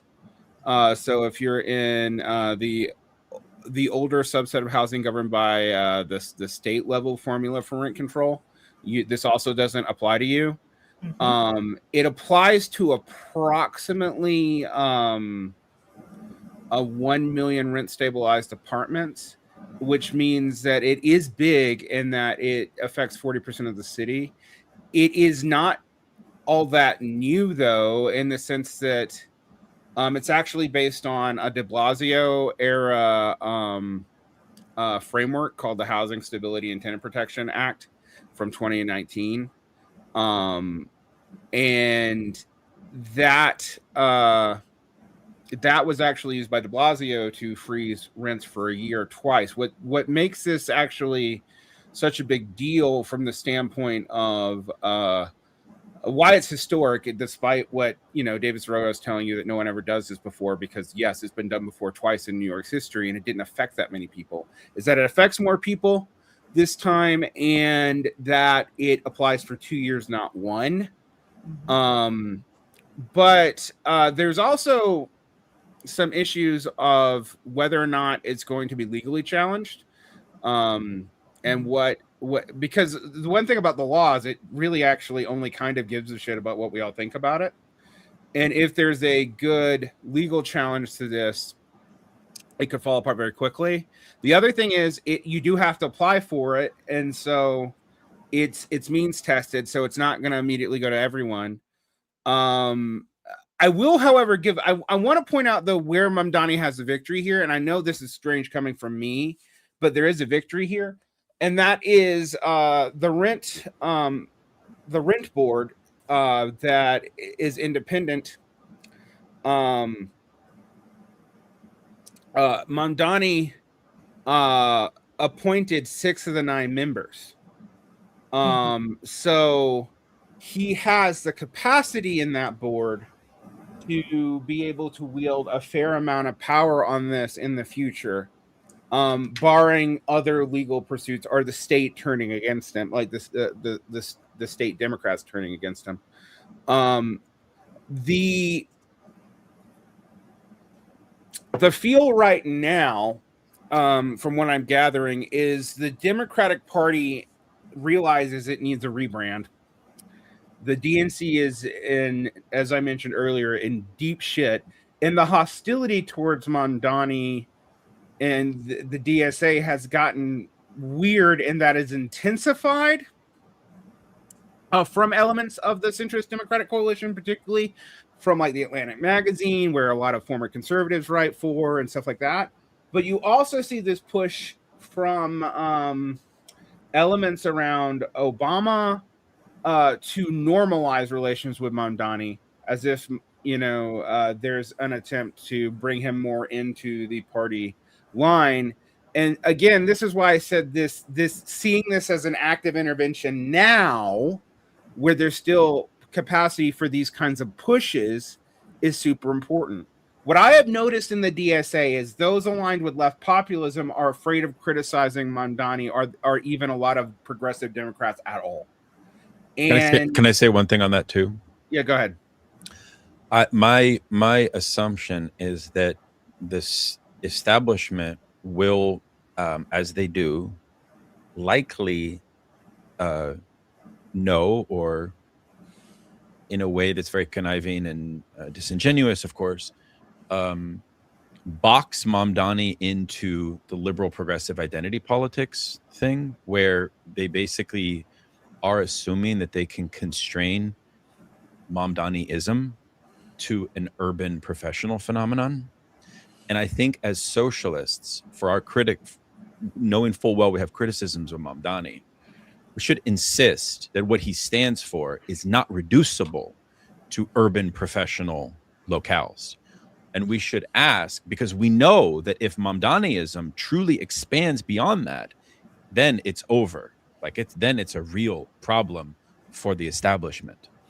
So the question I think for us would be, how do we actually facilitate that movement and be serious about, and that would require us to abolish, all of these kind of taboos and icons of irrationalism apropos liberal identity politics that they're going to put onto him, and I'm sure he'll resist it. I hope he resists it. It seems like he has been. He has been. He's been really. I think he's been really good on. The way to respond. There's reason to be optimistic about it, but there's also reason to remain very steadfast and very critical. That's what we're supposed to do. Yeah, it's not about hero worship. Sorry to interrupt there. I just wanted to say that little point there. M. Toussaint, since Pascal is gone, you're gonna have to speak for him. What did you say? What's the last? Since Pascal is gone, you got to speak for him. You gotta be our Haitian firebrand. Political economy and coterie. That is my Pascal impersonation. It's horrible. I mean, I hope that we can switch gears back, but I would like to know some of the tea and the hot goss behind the scenes with you two. I feel like Varn has a lot of friends I don't know about, and I didn't know you two were close enough to write a book. Word on the street is that Daniel came to Utah with a cattle prod and withheld Varn's Diet Coke and Coke Zero and made him write this book. Is that true? Did that did I heard also that he insisted on calling Varn by his first name, which no one is allowed to do. Deeply also offensive not to him. Only me. I get a pass. I get a pass. Well, can we be a little transparent here in that Derek is not just a man you see on screens. He is an educator, full time, in Utah. So it's easy to make excuses when that happens, to not finish projects. And Daniel was a big reason why this got finished. Derek, can you speak to that a little bit? Oh, absolutely. Daniel gave me deadlines. And he also wouldn't let me do what my big, there's two big flaws I have as a writer. One is I am aphakic and I use grammar very oddly. Daniel could probably speak to that, but he will be polite probably and not do that. The other, though, the bigger issue is that I tend to be exhaustive. I want to cover every single thing that we could possibly cover. And then, so what has happened with other book projects is I sit down and I start writing the first chapter and I look down and the first chapter is 200 fucking pages. And it doesn't, like, it only makes sense to me.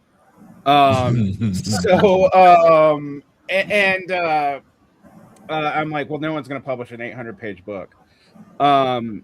Not from these small, not from our level of publication. So Daniel made sure that that I was concise and that we stayed on topic. So we actually, we actually I would say the weird about the drafting process for this book is that it was as much probably conversations as writing. When we actually started like really, really writing it, it was originally just going to be like a very short article, and we just kept them like, it's just, we can't stop here. We can't stop here. And so it got up to about 80 pages. But even that, you have to think about like my tendency to over-explain things. And Daniel was like, no, we just need to focus on these things. We can come back to it later. We can come back to it in other essays or writing. And we have been slightly one of the more positive reviews that we've had, and we only had, it's a new book, so we've only had about 2 or 3. Did kind of point out that there's a lot of stuff that we just don't go into enough. Like we talk about it in a footnote, and we acknowledge it and move on, and that's just because of the scope of the book. And Daniel really kept that in mind when I was writing with him, is to keep the scope of the book pretty narrow. We weren't going to go into like balls and strikes on every left populist figure in America, or even if everyone that the left populists claim. Like, I'm not sure that I would actually call Mamdani a left populist for sure, 100%. But we tended to talk about things that we saw the course of life with in the aughts, in the aught teens, because then we could definitively say where it ended up. And we were also, Daniel was very good at not having us just recover the ground covered by Anthony Bourriello and Anton Yeager, who did a kind of, research project level book that's much longer than ours on left populism, and they declared it dead. And we, as soon as Mamdani came back, we were both like, I bet you we see left populism come back, but it's going to be more contested this time because of the previous failures, the frustrations a lot of people have with the Squad and Bernie, both on foreign policy and on some of his behavior during the Biden administration, not so much contemporaneously. But the other thing that Daniel was very good at keeping me thinking about is like, we were thinking about this, we were trying to make our case not on an individual by individual level, but by looking at the theoretical problems that have largely emerged, unfortunately, in left-wing academic and Substack discourse, because frankly, this stuff is not discussed that much you know, in this way in the general public, and people are right about that. I mean, like they're not wrong. So working with Daniel was great. The other thing I would say is Daniel's one of the few people I know who reads faster than me, and I read very fast. So we were able to together, by breaking up readings, go through and read a ton of material from the 1970s through the up until like a year ago, to incorporate into this book, partly because we knew the material already and been discussing it for years, and partly because Daniel and I both read very fast. And so we could throw stuff at each other. We could throw books at each other. We could bring up our bugaboos that have come up in our shows and other writing, and we could flesh them out. And Daniel also, I'm going to give Daniel this credit because he probably, you don't think about it, but Daniel was also a great editor for me. And then I also want to thank Bram and Mike over at Revo Press, because they were also great editors. I mean, like, we got a lot of feedback from them about stuff that was probably going to come up that we didn't originally mention. Our easy misunderstandings that were going to come up with the book. There are still some complaints that we are too subtle. I've heard that more than once. And that we like academic words too much, which I don't think so. Terms. But we also were concerned with this being short and readable. Because, like I said, my natural inclination is to be like, let's start out with the history of the left by starting with Zoroastrian appeals to the general public in the 7th century BCE, and then work from there. And that's ridiculous. No one can finish that. So that's one of the things Daniel will put a stomp on. Daniel, did you want to say something before we go about the joy of working with a mind like the Coke Zero Swilling Derek wine? Yeah, I mean, I think the book's best contribution from my point of view was that when you write with someone who shares a lot of a common worldview, we share similar class origins, we share a very similar trajectory through professional institutions, and we both are known for attempting to revitalize, from a Marxist point of view, the thought of Christopher Lasch. My first book deals with the Lasch problem, and I felt that one thing that I really admire about this book was that we finally solved, I would contend, the Lasch problem, right? We put it to bed, whereby his insights can now kind of be circulated and discussed from a socialist point of view without that kind of devolving into some kind of weird cancel culture invective, excessive, problematic.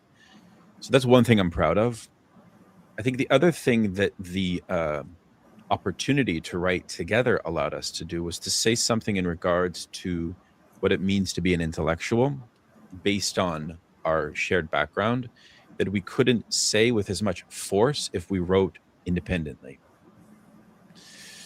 Right? So there was that. Those two things I think were useful. Yeah, I mean, it's also very interesting to, write with someone where it forces you to sort of ask, how can we speak in a united way together? That exercise actually strengthens and helps you discern where it is you're actually coming from. And I would encourage comrades to investigate, or rather to ask yourself, who would be a good partner for you to write with? I'm of the view, Jason, because I recently offered like a writing workshop for people, that the more writers we can cultivate in this space, the better we will be. So, bringing some of the things I've learned publishing books before this to this project, I was very happy to do it. It's a learning process, but I feel as if we're at an age where we actually can speak in a way that may be frustrating to some, because we often have the stereotype that academic language is a setback or a barrier. But I think the truth is that it's a passive aggressive stereotype. It's a kind of pandering stereotype to say that workers can't assess these ideas. So that's really what it's about.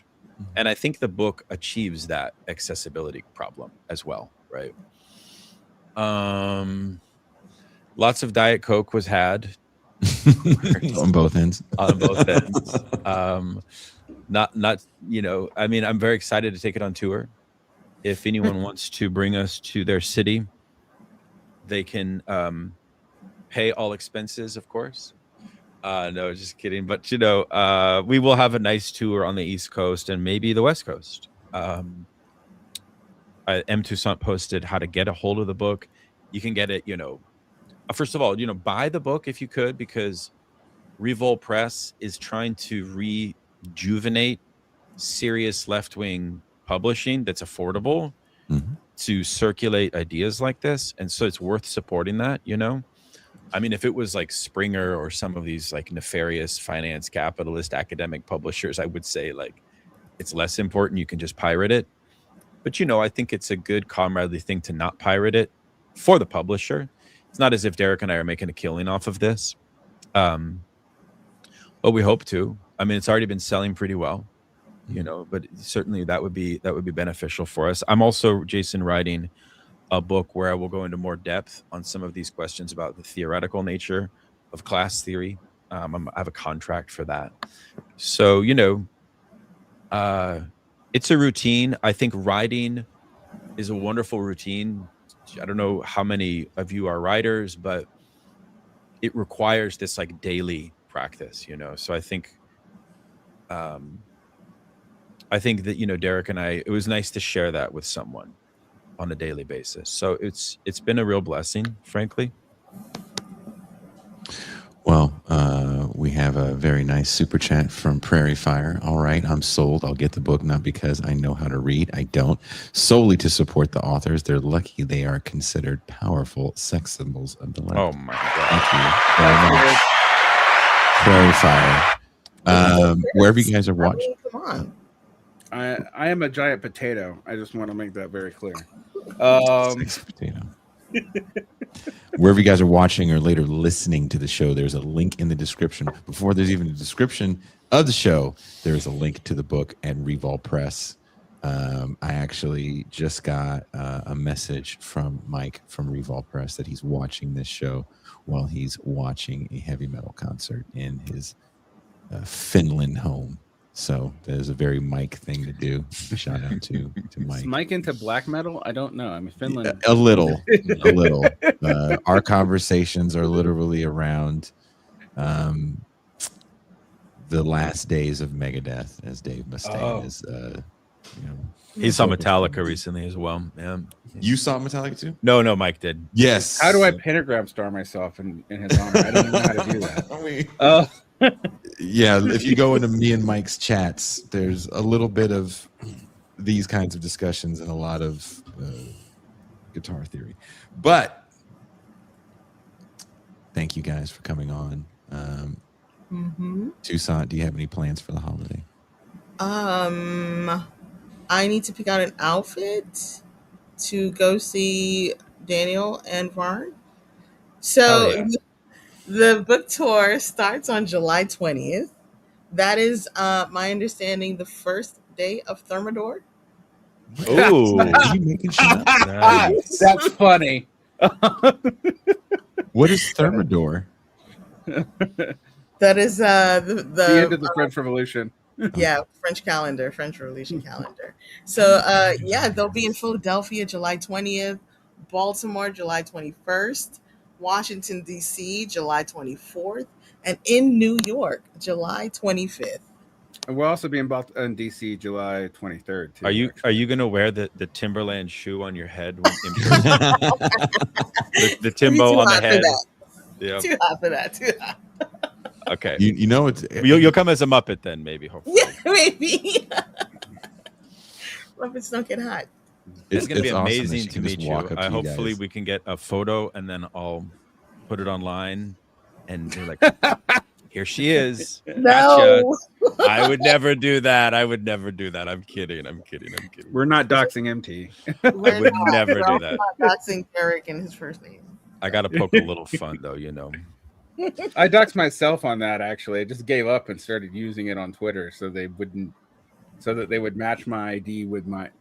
We're not going to talk about X drama. It's just too much. But I basically now Derek have to and be Ben known by my Burgess. full fucking name. Derek and Ben Burgess just got hacked on Twitter, and everybody started getting emails about them winning a contest.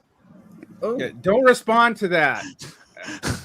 Also, Derek- Daniel's been hacked on Twitter too. So Daniel got hacked on Twitter. oh no. different time period, but yeah, or before us. Did you really? Was it the same thing? Let's do a whole episode on it, brother. Fuck. It's a deep state, Palantir. Like, this is like, you know, Hey. Gabriel Rockhill is correct. It's all, Well, it's all seriously correct. about scandals, be careful out there, people. I literally got a text message from my bank, and it was my bank, but it was not my bank. Like, it was the bank that I bank with. It was like a charge. Oh, was going that's to so an account. terrifying. Oh Oh, wow. Jesus. But you have to know how your bank communicates with you, and not everybody's bank Right. communicates via text message. So, you know, it's a dangerous business out there. So be wary of these scams. They can get the best and brightest of us. That's right. So thank you guys so much. Let's go out with some capitalist realist cartoons, and we are out. Out.